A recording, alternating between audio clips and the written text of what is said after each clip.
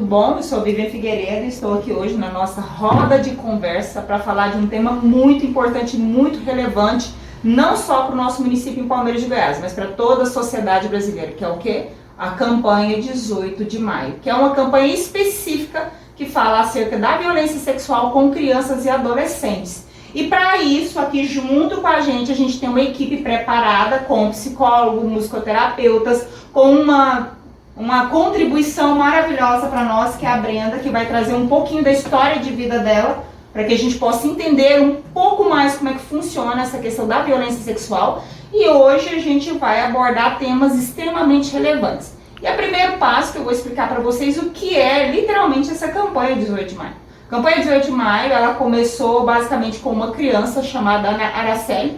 Na verdade, essa criança ela tinha 8 anos de idade e ela foi vítima de um atentado violento que depois de 2, 3 dias encontraram ela totalmente carbonizada, encontraram o seu corpinho ali com indícios de violência sexual. Essa criança estava saindo da escola e ela foi raptada, sequestrada aí por 2 pessoas influentes na sociedade capixaba e infelizmente veio falecer, dando início então, anos depois, à campanha 18 de maio, que é a luta e o combate contra a exploração e violência sexual com crianças e adolescentes em função da criança Araceli. Por isso esse tema é extremamente relevante e eu gostaria já de começar aqui no foco das nossas perguntas para que a gente possa entender um pouco mais acerca da violência sexual com crianças e adolescentes. Perguntar para o nosso musicoterapeuta qual seria a importância da música no tratamento dessas vítimas. Por quê? Porque nós entendemos que a criança em si, quando ela é acometida de um ato violento, principalmente uma violência sexual, que nem sempre deixa vestígios, ela pode alterar taxas de comportamentos. E a música, ela provavelmente teria muito para agregar. Então o Jonas vai explicar um pouco para nós como que funciona aqui dentro do Instituto Equilíbrio a intervenção da musicoterapia nas crianças vítimas de violência sexual. Nós acreditamos assim, que há um projeto, um programa, quando a pessoa se apresenta na clínica, então é feito um planejamento, né, da situação dela, um histórico de vida que ela traz, a situação da agressividade, da violência que ela enfrentou. Então vai se mensurar qual a real situação. As nossas psicólogas, nossas mestras aqui, elas vão mensurar isso. A partir daí, a musicoterapia entra também no bojo do conhecimento e das terapias que vão ser empregadas ali, uma após a outra, e assim a gente vai situar. Quando vem para a musicoterapia, então aí sim, geralmente a criança está muito focada no evento da violência em si. A pessoa traumatizou, às vezes, ela saiu de si, ela se torna mais tímida, mais apreensiva, ela pode estar assim, tipo, como nós dizemos no linguajar popular, muito voada, ela perde o foco.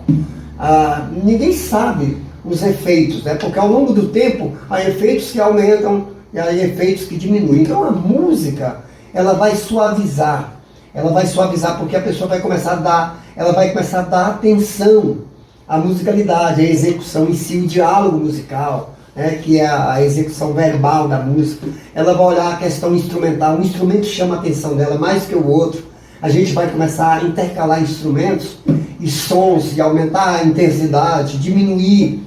A gente vai centralizar na pessoa e a partir daí, então, a gente vê como que a gente vai acrescentando toda a musicalidade instrumental, verbal, a questão de ouvir músicas, né, que a gente pode trazer e passar música no telão, ou baixinho aqui com ela. A gente vai escrever a escrita musical, a notação musical. Então esse universo da música, a gente vai entrando de um pouquinho aqui e vai olhando as reações.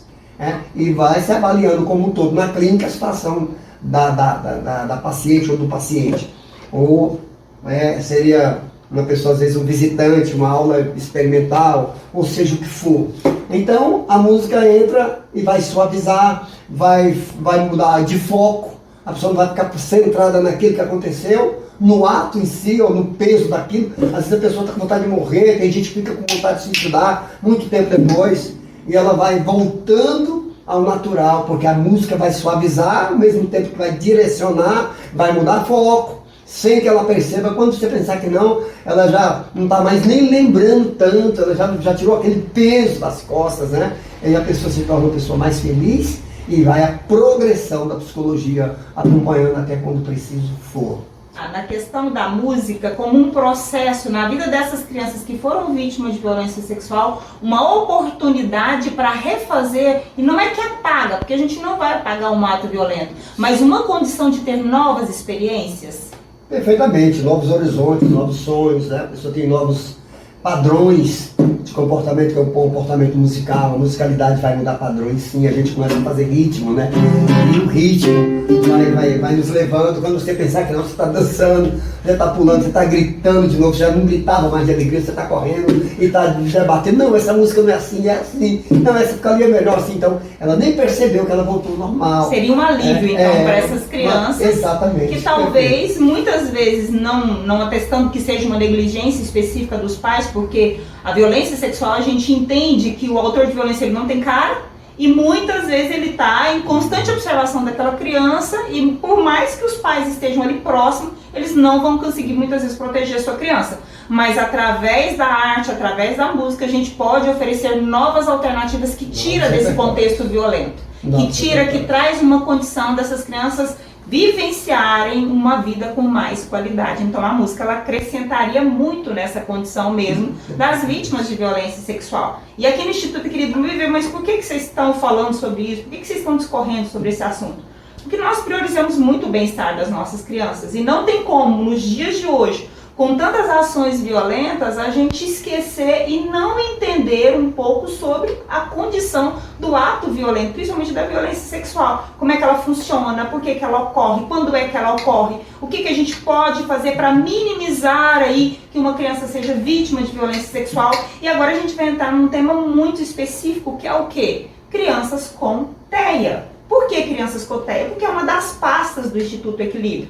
Nós priorizamos a intervenção a crianças atípicas, crianças típicas e atípicas, e nós observamos dentro desse quadro que podemos ter um estado de vulnerabilidade um pouco maior com crianças que apresentam até mesmo nível 3 de suporte. E para isso a gente vai trouxe aqui a professora Lorena Simonazzi, que vai trazer um pouco das condições de vulnerabilidade que essas crianças podem apresentar num quadro atípico acerca da violência sexual. Por quê? Porque a gente precisa entender melhor como nos comportar. Isso tudo é um alerta, é uma condição de trazer para os pais, para os cuidadores, uma observação que você vai entender não só a intervenção, que é intervenção psicológica, música e outras intervenções que possivelmente tem, mas também a gente compreender aí o que pode realmente ajudar essas famílias a monitorar, a amparar e acolher as crianças. E agora a gente vai entrar dentro desse quadro mesmo das crianças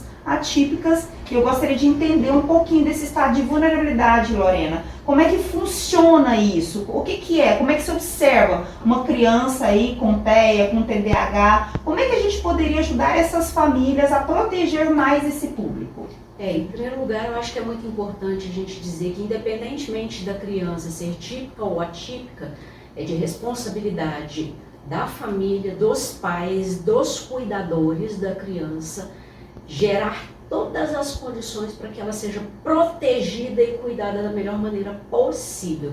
Então, acho que é muito importante a gente chamar a atenção para isso, de que é uma responsabilidade civil, né, de todos essas pessoas envolvidas.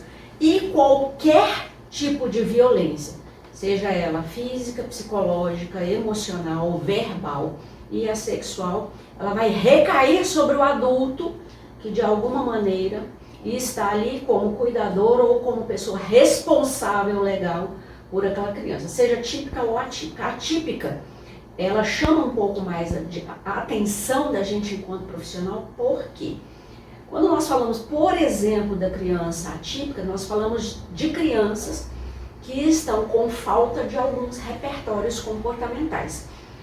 A criança, ela tem que se desenvolver o máximo possível para que ela possa chegar na vida adulta tendo todas as condições de responder ao meio, de viver da melhor maneira possível, né? Para que a gente veja que, enquanto adulto, é um adulto que está vivendo com qualidade de vida, né? A gente sabe que isso é algo difícil, mas esse é o ideal, essa é a proposta mais adequada para que a gente tenha adultos aí com menos problemas comportamentais.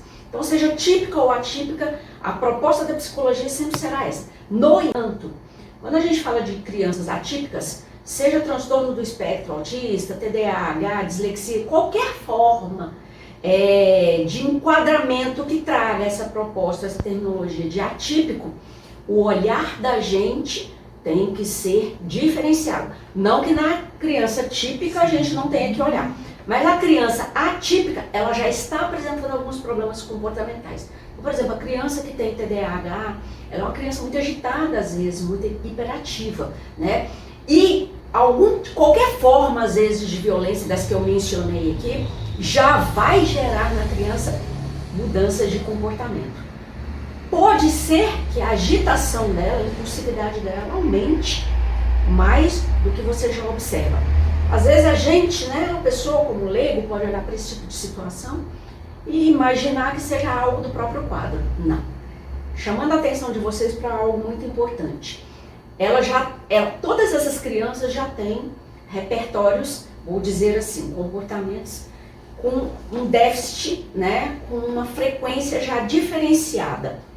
Se você, enquanto pai, mãe, vovó, tia, aquele ambiente social da criança lá, observar na sua criança qualquer forma de mudança de comportamento, para mais ou para menos, tem alguma coisa errada. Então, quando você vê, por exemplo, uma criança com espectro autista, que já tem às vezes, não são todas, mas tem às vezes uma dificuldade muito grande no repertório verbal. Essa, do meu ponto de vista, talvez seja, dentro das crianças atípicas, a criança mais vulnerável de todas, porque nós somos seres que nos comunicamos o tempo inteirinho. Então, nós já temos uma dificuldade muito grande em falar a respeito dessas formas de violência. Quando ela acontece com a gente, porque para nós que falamos já é difícil. Sim. Quando acontece com a gente, fica mais difícil ainda. E quando acontece com a criança que não tem o repertório verbal? Como que a gente vai identificar isso? Como que a gente vai fazer com que essa criança apresente a dor dela? Isso é complicado. Então, ao invés de pensarmos no depois da violência, a gente tem que pensar um pouquinho no antes da violência. Por quê? Porque essas crianças, por exemplo, que têm espectro autista, elas têm essa dificuldade, às vezes, não são todas, nesse aparato verbal. E aí nós, enquanto psicólogos, nós teremos uma trilha muito maior,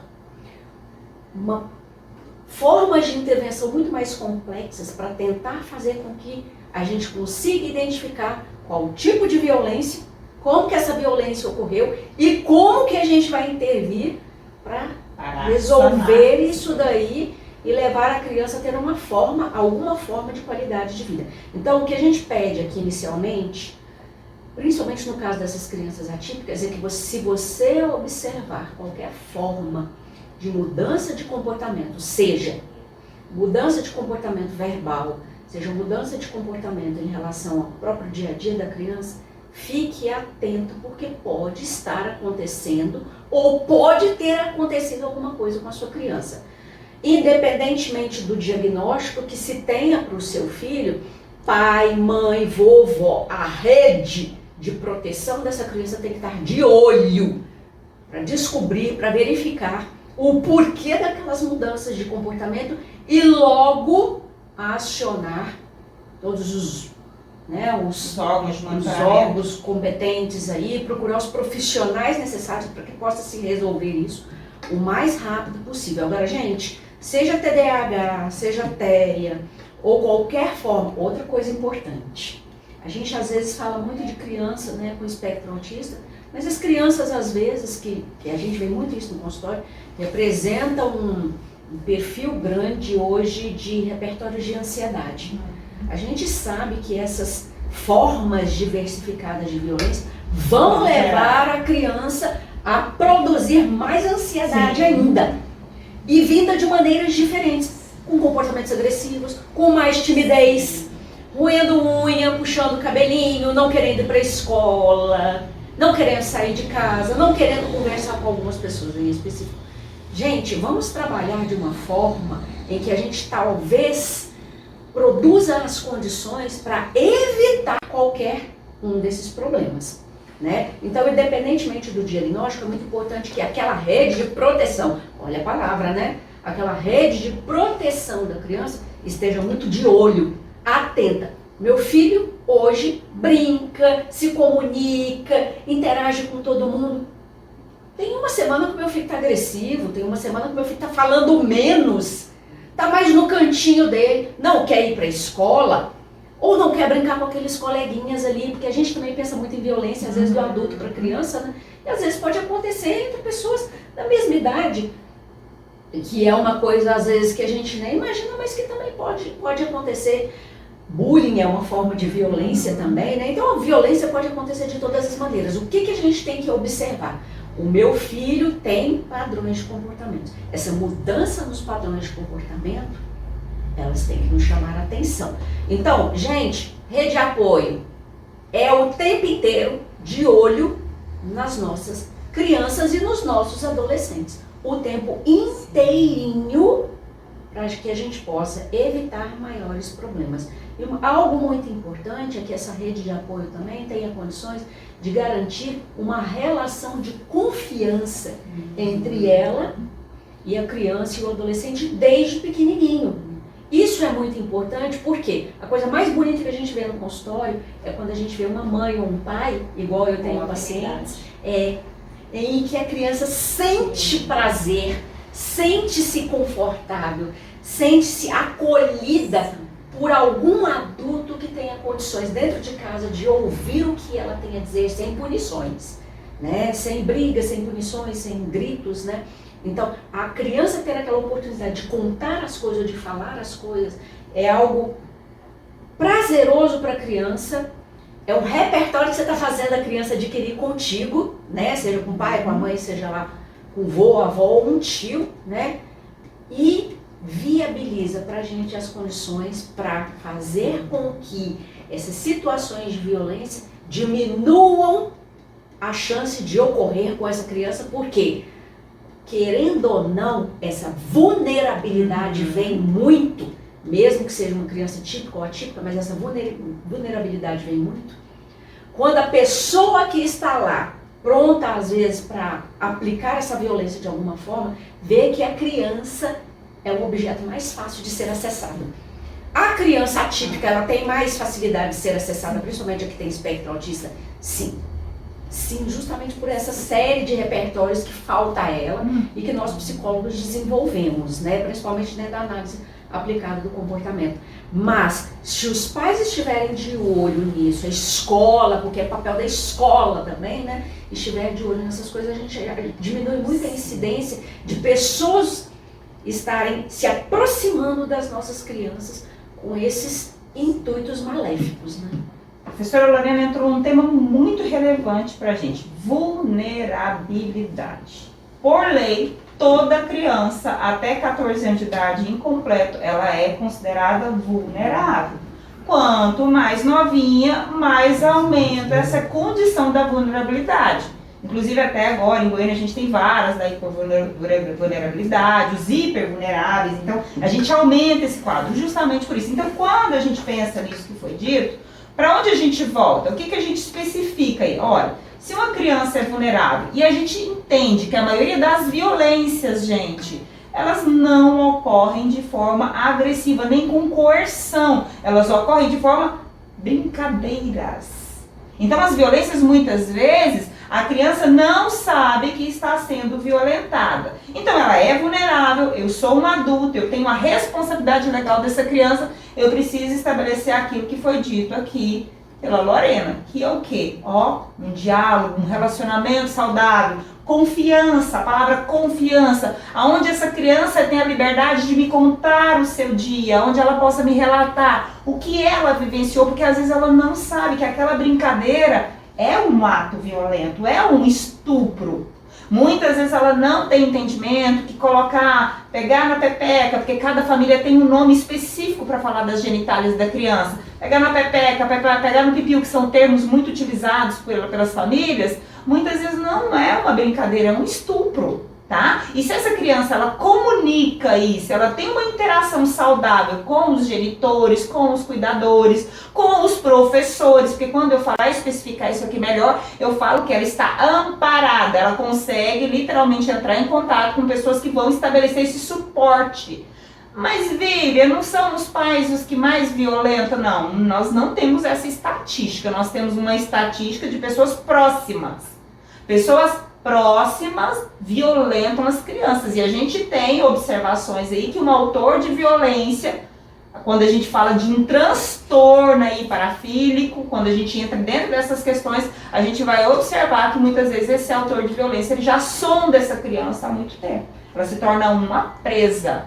E aí é onde a gente vai entrar em algo extremamente significativo. Eu estou aqui com a Brenda, a gente está aqui com a Brenda, que infelizmente foi uma vítima de violência. Ela topou estar aqui nesse bate-papo com a gente a fim de trazer o quê? Esse conhecimento para as famílias, porque eu não consigo medir, Brenda, o que você falou, eu consigo entender o que você fala pelos meus estudos, mas só você sabe a dor que você viveu lá. Só você sabe com o estado de vulnerabilidade e como foi difícil. Eu quero que você se sinta muito à vontade para falar ou até mesmo não falar, porque isso é respeitado entre nós. A nossa intenção aqui é fazer o quê? É trazer um sistema literalmente preventivo, porque quando já chega a ocorrer, a gente já vai chegar na intervenção, tá? Então, a Brenda está aqui hoje como um suporte para a cidade de Palmeiras de Goiás, para falar da sua experiência dolorosa enquanto criança, enquanto era vítima de violência sexual. E aí, Brenda, eu gostaria que você contasse um pouquinho do que aconteceu com você, se você estiver confortável para isso. Sim. Bom, como já me apresentaram, né, eu sou a Brenda. É um pouco difícil de falar, porque as duas já relataram o que realmente precisa prevenir para não chegar ao ponto que eu cheguei. Esse olhar, ter realmente essa rede de apoio. Eu não posso culpar essa rede de apoio, eu não posso culpar a minha mãe, meu pai, vovó, mas esse olhar muda muito, muda muito. Quando você estava falando, eu fiquei pensando, gente, o que eu vou falar? Porque é tudo isso que precisa. É na porta da escola, uma carona de um parente, porque o meu os dois foram parentes, foram 2 casos e, consequentemente, na mesma época. E quando o meu pai decidiu ir embora para os Estados Unidos, eu comecei a ser violentada, né? Tinha quantos anos, Brenda? Eu tinha 6 para 7 anos, porque automaticamente a palavra ela tem muito poder. Eu acredito muito nisso. E quando meu pai foi embora, e logo meu irmão veio, né? Meu pai foi embora, eu tinha de 6 para 7 anos. Meu irmão tinha 2 meses. Então eu comecei a ser a mocinha. Essa palavra mocinha, quando eu ouço uma mãe ou alguém dizer, para, você já tá mocinha, eu falo, não, ela não é. Eu repreendo, é no meu automático. Às vezes pode ser um pouco rude, mas isso me machuca, porque ela não é uma mocinha, ela é uma criança. Sim, Ela bem é definido, uma né? criança, ela não é uma mocinha, porque antigamente quando se falava, né, mocinha, era aquela menina que já teve a menstruação, a primeira menstruação, né? Então já tá apta, já sabe de muita coisa. Então aos meus 6 anos eu não era mocinha. Foi muito difícil isso pra mim. Até eu conseguir entender e o quanto o verbal que eu ouvia desses 2 homens da minha família ficou travado em mim. Não fala nada pra ninguém. Tinha uma coerção, né? Tinha. Um controle psicológico. Igual aí. a professora falou, um controle mesmo. E tá sempre assim, espiando, porque não tem ninguém por perto, ela já é moça, ela já consegue se virar. O autor de violência, ele espera só o momento oportuno. A vulnerabilidade ali no contexto, para que essa Como se criança seja diz, atacada. o inimigo precisa de uma brecha. O autor também precisa de uma brecha. E essa brecha, a criança ela não vai entender, não vai. várias vezes. Eu estudava, nem sei nem se pode falar o nome da escola, né? Qualquer coisa, gente. Mas eu estudava era Pinóquio, mas aí passou a ser expansão na época. E me buscava no Uno vermelho, com 2 portas. E eu falava, não, pode deixar, eu vou com a galera, eu vou com... Não, entra, eu vou te levar, sua avó tá te esperando lá em casa. E aí eu falava, meu Deus, vai começar tudo de novo. E eu tenho que fazer o mais rápido possível, porque quanto mais eu demorasse até o ato que o autor pedia, eu não ia ficar livre daquilo. Então eu fiquei sempre sendo a fantoche. O homem chegava, fica calada, faço o que eu falo e... Tira a voz da criança. Então eu aprendi isso dos meus 6 anos até os meus 13 anos de idade, quando eu decidi fugir daqui de Palmeiras, né? Foi um período muito difícil porque eu decidi ir embora para os Estados Unidos. E na época meu pai tinha essa condição de me levar. Fui contra a vontade da minha mãe não entendia por que eu queria ir, a minha avó também não entendia, ninguém queria que eu fosse, mas eu pensei que eu ia fugir daquilo, né? Lembra, quando você não falava em função do verbal que eles estabeleciam com você, não conta pra ninguém, só faz. Uhum. Basicamente era uma regra Isso. estipulada ali, você tinha que fazer. E você aprendeu a fazer ela sair mais rápido disso. Sim. Entendeu? Porque a criança, ela se movimenta nesse sentido. É porque é um adulto, eu tenho que obedecer o Sim. adulto, eu Começa tenho que a obedecer ser o mais velho, E aí né? você quer ficar livre daquilo, você faz logo. Qualquer Sim. pessoa, e a criança, ela se torna muito vulnerável nisso, né? Mas o que acontece? Você mudou taxas de comportamentos em casa? Aconteceu algo que você dava indicativo? Você fazia mais xixi na cama? Às vezes mais nervosa, mais ansiosa? Mudou? Você consegue voltar no tempo e observar? Porque a gente saiu de uma criança que não vivenciava violência e de repente com essa ida da pessoa buscar você na escola, você começou a viver um contexto de violência sexual. Eu consegui mascarar muito bem. Você tinha medo de demonstrar algo Sim. e sofrer a consequência disso Porque eu aí, sempre as ameaças? fui muito espontânea, né? Muito Ah. aberta, eu gosto muito de conversar. Então eu imaginei se eu mudasse, eu criança, automaticamente eu já pensei nisso. Eu não posso mudar o meu jeito, porque eu não Vocês posso entendem? deixar de ir lá querer naquele tal lugar, porque senão minha avó vai perguntar, por que você não quer ir? E vai descobrir. Vocês entendem o que a criança passa? Como isso é danoso para o desenvolvimento dela, o tanto que é dolorido. Ela tinha que alterar a taxa de comportamento para esconder o ato criminal que ocorria com ela naquele momento, justamente para não sofrer consequências piores. E muitas vezes o ator de violência, ele ameaça a família da criança para a criança. Ó, vou matar seu pai, vou matar sua mãe, vou matar todo mundo. E a criança fica ali, ó, nesse calabouço. Tá? Ah, mas ela era só uma criança, ela deveria ter contado. Não, ela era uma criança em desenvolvimento, com inteligência, que provavelmente ia se alocar da melhor forma possível para sair dessa situação. Né? E é muito difícil vivenciar isso. É muito difícil. E aí sempre, e principalmente quando é família, sempre tinha as reuniões de família, porque só eu não iria. Como que eu ia falar não?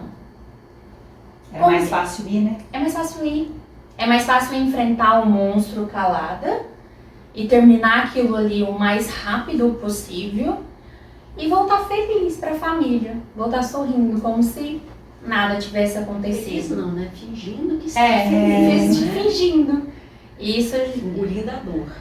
foi por longos anos, e quando eu voltei para os Estados Unidos, eu arrumei um emprego de jovem aprendiz. E aí aconteceu novamente. É como você disse, Marina, a gente fica um alvo muito fácil. Fica. Parece que sentem cheiro, eles sentem um cheiro. E isso é muito real. Se você já Muito estava na real. adolescência, então. Isso então, eu... Quantos aninhos? 15 anos. Novamente uma violência sexual. 15 anos.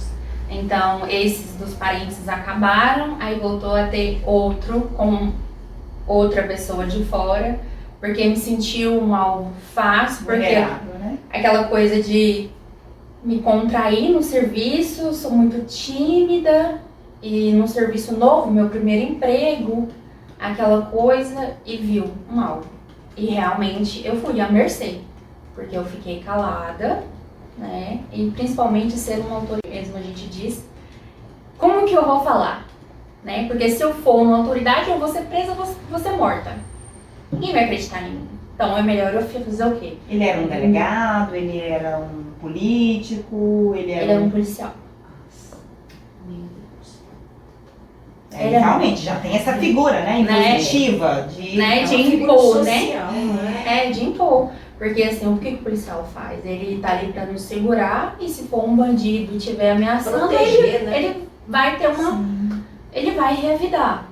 Então, mais uma vez, o que eu pensei? É mais fácil eu terminar o serviço, ficar calada e seguir em frente.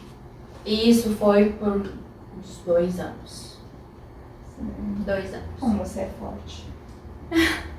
E me chamam de fraca. É o que eu mais ouço. Você não é. Quando não me chamam de fraca, quando eu dei alguns depoimentos nas minhas redes sociais, me chamaram de mimizenta, de fraca. Pra que você vai falar isso? Pra que dizer isso?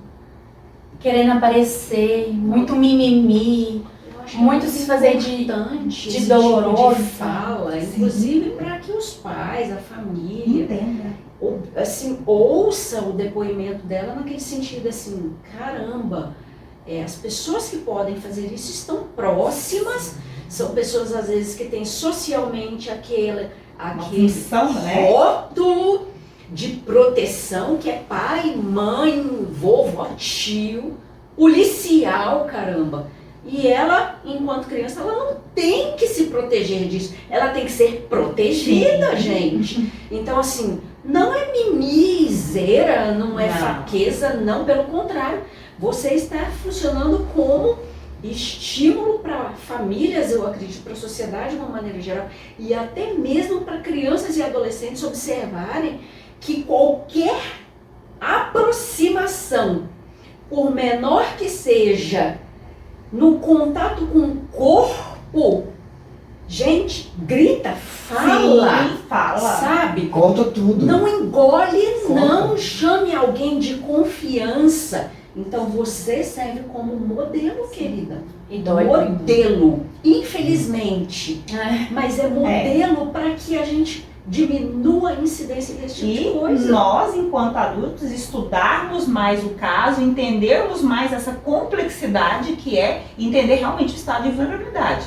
Porque tudo começou o quê? Dentro de um contexto próximo. Ninguém suspeita, família. E aí entra no que, nossa, mas essa menina, por que ela foi falar isso agora? Porque muitas mulheres só chegam a entender e tomar coragem de comunicar ou verbalizar do ato na vida adulta, gente. Não é a Brenda, não vai ser a primeira e nem a última. Infelizmente, porque se a gente falasse mais desses assuntos, se a gente cuidasse mais dessa condição de comunicação, de mostrar para as crianças o que é um crime sexual com elas, possivelmente elas estariam mais seguras para não continuar sobre um contexto criminal com elas, para não viver a cena do crime ali. Então, a Brenda, nesse sentido, eu senti muito feliz quando ela falou, não, eu topo falar sobre isso.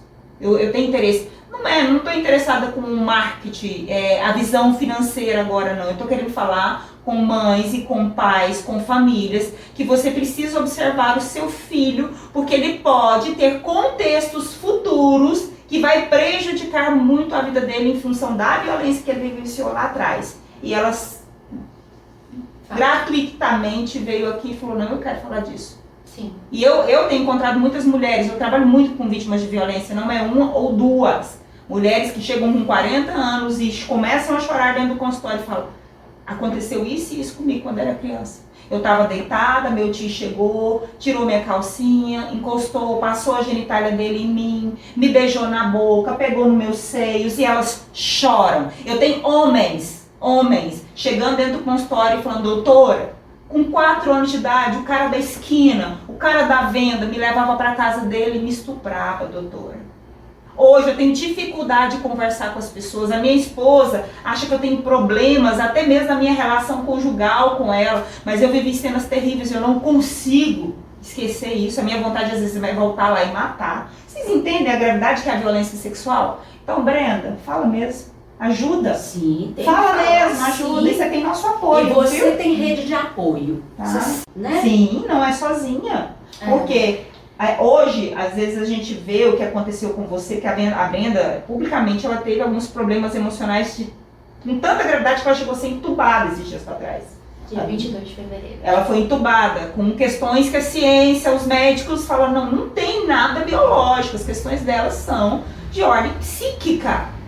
A gente tem crises fortíssimas de ansiedade, de pânico, e a gente observa o que? A Brenda agora ela está se soltando, ela está começando a falar, não quero mais que ninguém me violente. Ela está rompendo com a violência. E Seja qual for. Estou aqui para dizer, não permitam que toquem em vocês. Porque eu acho que é esse o recado que ela está querendo dar, sabe? Eu acho que assim, não na verdade, deixe ninguém encostar em você. Não permita que ninguém assim, se aproveite de você de qualquer forma que seja. Não é assim, diga não se aproxime, grite, fale, chame alguém. eu falo. E não tenha medo nem vergonha de fazer isso. É bem complicado essa parte, porque o que acontece? Como eu ouvia falar, não fala, fica calada, e ter pelo menos uma pessoa seria tão importante dessa rede, sabe? Ter uma pessoa Você que pode realmente falar, né? eu posso falar, eu falo, eu não quero ir lá porque ele fez isso. Na delegacia, Brenda, a Viviane usava muito um termo que eu acho fantástico, vamos dar voz às crianças. Cada criança tem direito de falar o que sente, o que pensa e o que vive. Criança não tem que ficar sem falar. Criança tem que ter o direito de expressar e falar o que ela sente. Olha, não gosto, não quero. Muitas vezes os pais ficam brigando, menino abraçar, beijar, sentar no colo de adulto. Gente, pelo amor de Deus, respeita a criança. Ela não quer e pronto. E aí entra no quê? Você foi caminhando dentro da violência. Você é muito forte. Você está rompendo com a violência na sua vida. Isso é extraordinário na vida de qualquer ser humano. Mas você foi caminhando na violência. Lembrando, Mas, né, assim, lembrando que esse é um crime que não prescreve, né, doutor? Ele não prescreve. Quer dizer, se ele Se aconteceu há você 40 for anos... comunicar hoje, dá abertura. É, a abertura. Então esse aqui é um crime que não prescreve. A outra coisa é ensinar a criança como que ela fala com alguém. Não, você não pode falar. Cala a boca. Ensinar, não é né? para contar. Então você ensina a criança a contar assim. Quando falar para você não contar, então você sai escondido e vai lá contar para alguém que você confia. Ótimo. Tem que ensinar a criança a contar. Isso é muito importante. Ela não sabe contar. Muito importante. E não foi só aí, né? Não parou só aí essas... em outro trabalho também eu fui alvo, uma fábrica aí, mas é esse alvo fácil, né? De sempre estar ali. Ele tem o perfil do homem que tem essas características, parece que ele tem um feeling aquilo ali é fácil. Ele né? observa bem. Ele são sabe. bons observadores. Bom, né?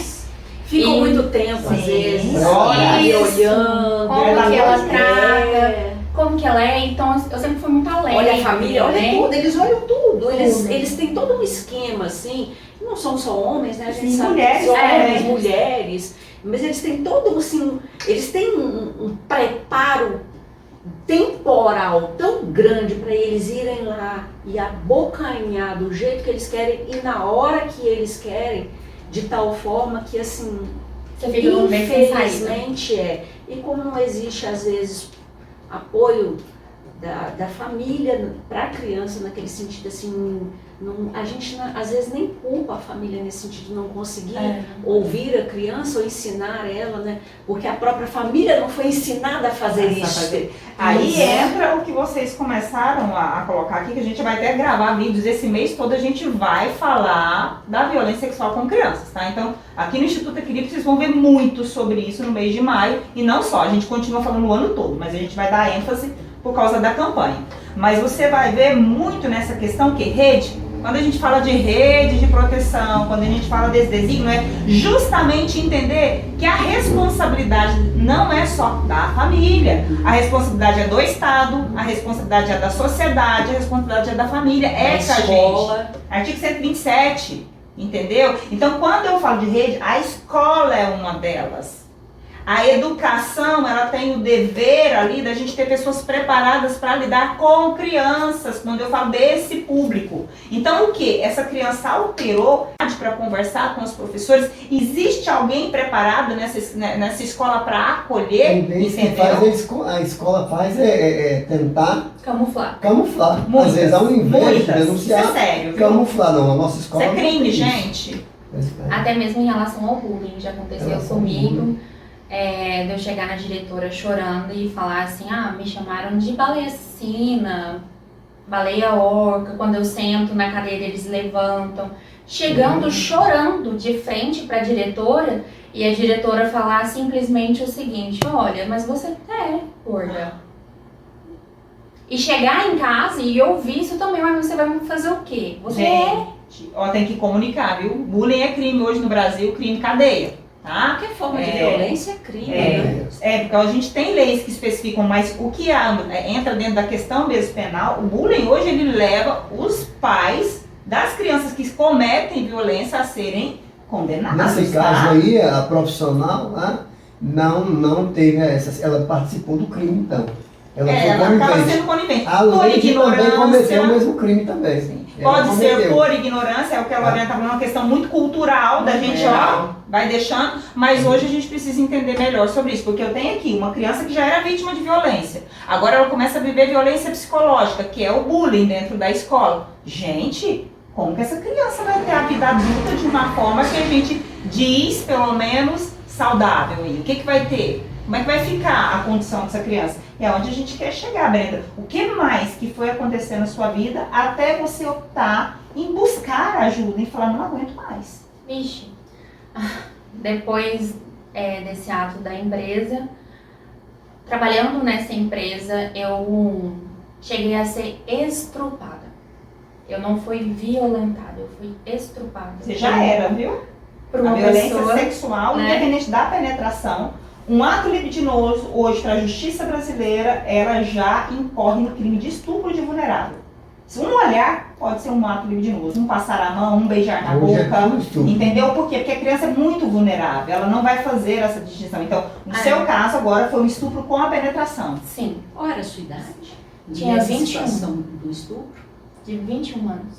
De 20, acho que era 21 ela começou a ser estuprada quando ela tinha 6 para 7. Aí com 15 anos, na adolescência, ela foi violentada sexualmente novamente por um policial. E agora, aos 21, houve um ato mesmo onde a pessoa ali, ela cometeu uma conjunção carnal. Eu relatei esse fato para a doutora dando detalhes. Eu acredito que se eu vou falar aqui, vai cortar, o Instagram vai cortar, né? Mas nós duas sabemos e eu não teria problema nenhuma de dizer isso. E quando aconteceu isso comigo, no outro dia eu procurei a rede de apoio da empresa. E aí, o que acontece? Eu confiei em uma pessoa que era a minha coordenadora, a contar isso para ela. No outro dia, quando eu cheguei na empresa, todo mundo já sabia. Meu Deus. Como, mais uma vez, a mulher saiu como errada, né? A mulher quis e se fez de vítima e tá falando que foi estrupada. Mas ela foi. E eu fiquei pensando, eu falei, nossa, realmente o silêncio é a melhor saída. Aí, mais uma vez, lá atrás, né? eu falava assim, cala, porque se você falar, você vai ser errada. Viu, gente, isso é muito sério. Você vai ser errada. Sempre você vai ser errada. Se você não cometer o ato, você vai ser errada. Se você falar, você vai ser errada. E se você calar, aí sim, você tem que se permanecer. Isso acontece muito também no contexto de quando tem um companheiro que estupra a criança e a companheira, a mãe da criança, ela manda a criança calar a boca, não acredita e fica a favor do camarada. Do autor, né? Às vezes até manda a criança embora, ameaça, espanca. Tudo isso que nós estamos ouvindo aqui com a Brenda, de tudo que ela vivenciou, dessa história dela aí, de violência sexual na infância, na adolescência, já entrando também na vida adulta, sobre um contexto de violência sexual, Brenda, como é que foi a virada disso? Como é que você realmente teve o gatilho assim para falar, realmente eu não quero aguentar isso mais, eu quero sair disso. O que aconteceu na sua vida? Foi um processo muito doloroso, porque eu tive que aprender a palavra perdão. E eu não sabia o quanto é tão pesado para mim. Na minha visão, quem tinha que pedir perdão era a pessoa que fez o ato comigo, e não eu. E quando eu me aproximei mais de Cristo, eu comecei a ir na igreja, me batizei, eu entendi, e Deus começou a encaminhar pessoas enviadas por Ele mesmo. Entrei em jejum, em campanha com algumas amigas que me ajudaram, porque realmente sozinha. E aí, assim, com elas eu consegui falar, eu consegui verbalizar aquilo que tinha acontecido comigo. E não houve julgamento, muito pelo contrário. Eu vi um acolhimento que eu nunca tinha recebido.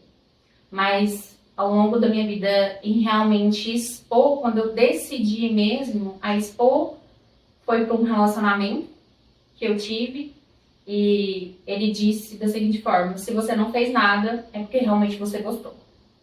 Então, me volta lá atrás, aos meus 6 anos, e realmente o silêncio é a cura. O silêncio, de eu permanecer em silêncio, realmente é o que eu não vou ter que enfrentar esse monstro que está na minha frente. Sim. Então, foram mais alguns anos em silêncio, até que no final do ano passado, dia 31 de dezembro de 2024, eu fiz uma live, eu senti muito, muito forte, eu pedi confirmação para Deus, assim, de uma forma tremenda, que Ele realmente usasse pessoas, me desse sinais, que realmente era aquilo que Ele queria que eu fizesse. E, com certeza, a sua ajuda ela foi fundamental através disso, para tomar uma atitude. E aí veio, né, que eu tive que ficar entubada, as minhas crises aumentaram. E tudo isso, vários e vários exames e nada, como a doutora mesmo disse, não teve nenhum diagnóstico afirmativo, né, assim, aquela coisa que tem alguma coisa Saúde física, né? Mas sim um laudo que é a crise psicogênica. Tanto o meu neurologista, ele falou assim, olha, você tem que tomar muito cuidado quando você vai relatar isso, porque as pessoas podem ver. Aí ele parou, aí eu falei, como frescura? Porque é o que eu mais ouço.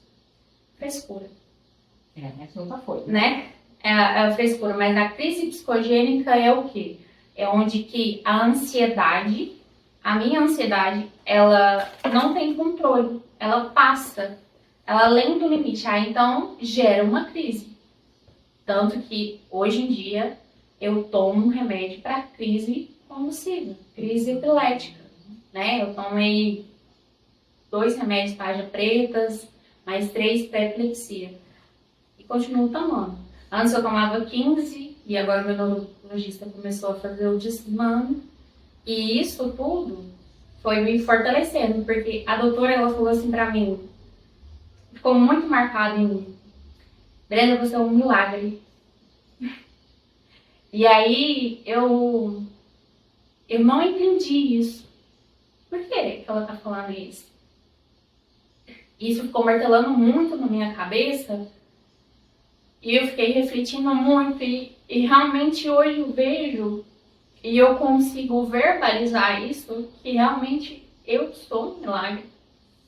Eu não sou a vítima por ter ficado calado por muito tempo porque gostou. Não. Nunca foi. Eu realmente era uma criança, não foi culpa minha. E quando chegou ao ato da adolescência e da minha, Início da vida adulta, realmente não foi porque eu quis. Eu não sei se existe alguma pessoa que queira ser, Ainda mais uma criança. né, a chegar nesse ato. Eu entendi que a terapia, terapia e a música Pastor, aquela nossa aula experimental, eu fiquei tão leve, a gente ficou tanto tempo mais conversando do que tocando. E eu cheguei em casa e eu fazia os 3 dedinhos que o senhor me ensinou. Eu fiquei pensando, né, as 2 notas, o quanto que isso realmente muda a mente da gente. A música calma o coração, a terapia alivia, porque a gente está verbalizando, então a gente vomita aquilo Vai que tirar tá, tudo, né? E acumulado, mudança, né? acumulado por muitos anos. Vira uma canção. O remédio acaba também ajudando no sentido de controlar as respostas. Nossa! O meu corpo, eu não conseguia dormir. Então, sim, o remédio ajuda, mas eu falo, Deus tem acompanhamento com realmente um especialista na área, alguém que você possa confiar e realmente vá te ajudar. Então, por isso que eu indico a doutora, porque tudo que eu falei aqui, ninguém sabe. Ficou aqui. E isso, eu já passei por várias situações de confiar na pessoa e realmente contar e ela espalhar. Incrível. Espalhar, simplesmente espalhar. Ai, aconteceu isso com a Brenda, mas ela não fez nada porque realmente ela quis. Então, da doutora, hoje, ela me perguntou várias vezes se eu estava confortável, né, pra falar isso. E eu, sim, eu estou. Eu quero falar. Eu vou me sentir aliviada. Porque hoje eu entendo que quando a gente fala um ato que realmente aconteceu, traz leveza, traz tranquilidade. E é muito importante esse trabalho. Sim. É muito importante. Não tem dinheiro Não tem. para isso. Não Essa tem. condição de manter as crianças longe da violência. Não tem. Assim, eu agradeço a Deus por ter permitido essa nossa união, porque eu sei que foi através dele. Porque eu realmente não queria ninguém daqui de Palmeiras. Que eu falava, não, já aconteceu tanto, né? Vai ser mais uma que eu vou falar e ela vai falar pra todo mundo, sei mesmo antes de conhecer e saber quem que era o doutor. E tanto que no segunda sessão foi, me perdoa porque eu te julguei. Mas a terapia é maravilhosa, porque vai criando um vínculo. Quando eu observo, por exemplo, eu que trabalho muito com as vítimas de violência, que é algo que realmente me chama a atenção, eu também sou uma vítima de violência aqui no mês de maio, eu vou estar falando um pouquinho da minha história também, tá? Eu vou contar para vocês um dos motivos que hoje quem trabalha com criança, principalmente nessas áreas que envolvem muito o sofrimento da criança e do adolescente, ele vira um ativista. Ele preocupa tanto que ele entra naquilo ali de tal forma que ele não está pensando somente no recurso financeiro, isso que terceiro, quarto lugar, ele está pensando literalmente em lutar por uma causa que seja justa. A Brenda e muitas outras já apareceram dentro do consultório e seria injusto demais levar para fora. É um momento de confiança, é um momento único, onde eu sei um pouco dessa experiência de sofrimento, de negligência, de abandono, de violência ali que essas crianças vivenciam. E eu sei que a única coisa que elas precisam é entender que elas precisam sair da violência. Brenda, eu fico muito feliz de você estar saindo da violência. Muito feliz de saber que você está virando essa chave e você está começando uma vida como se sempre teve direitos de viver. Uma vida em paz, onde você vai poder dizer não, onde você vai poder dizer sim, onde você vai poder escolher o que você quer fazer ou não. Entendeu? Você é livre. E a terapia, ela ajuda a gente compreender esses efeitos de poder não só falar, mas entender como a gente precisa se comportar de uma forma que não é pelo outro. É para que a gente tenha uma vida que seja favorável, que seja com qualidade. Hoje, vendo a Brenda aí, realmente entendendo e perguntando várias vezes, você realmente está pronta para falar sobre isso? Não é para usar a dor dela. Não ganho nada com isso. É para literalmente a gente aqui do Instituto priorizar também essa parte que muitas vezes ela é, igual o Jonas falou no começo, ela é escondida. Acontece uma questão de violência na escola, todo mundo abafa. Aí acontece em tal lugar, ninguém fala pra ninguém. Acontece dentro de casa, muitas vezes não, mas é fulano, você tem que perdoar. Ficar preso em algo que não faz mais sentido. Mas espera aí, essa pessoa precisa responder pelos atos dela.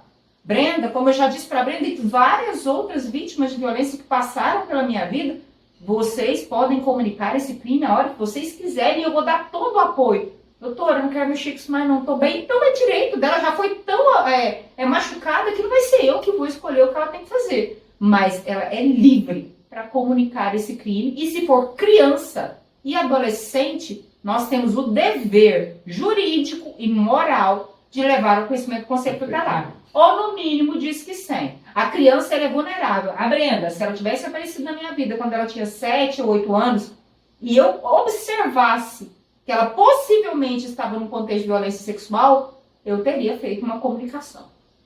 Para poupar. Se ela fizesse o relato, obrigatoriamente você, enquanto profissional, tem, obrigatoriamente. Sim.